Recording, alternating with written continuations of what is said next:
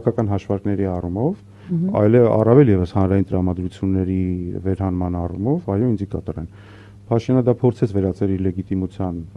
ինչ-որ ռեսուրսի մոնիտորինգի, հա,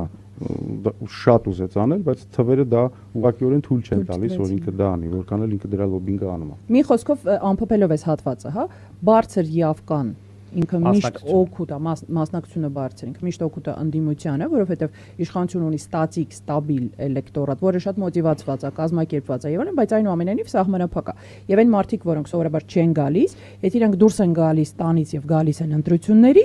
դա փոխում է իրավիճակ։ Այսինքն մենք այս դեպքում կարող ենք ֆիքսել, որ մենք ունենք իրավիճակ, որտեղ ամեն մարդու ձայնը բառացիորեն որոշիչ կարող է լինի։ Սա շատ կարևոր հանգամանք է եւ ես կարծում եմ մոտակա կես տարին բոլորս պետք է լծված լինենք դա կոմունիկացնելուն հանրության հետ, որ այ քո ձայնը, քո ցանկացած մարդ, որ հիմա մեզ տեսնում է, կտեսնի վաղը, մյուս օրը, մի շաբաթ հետո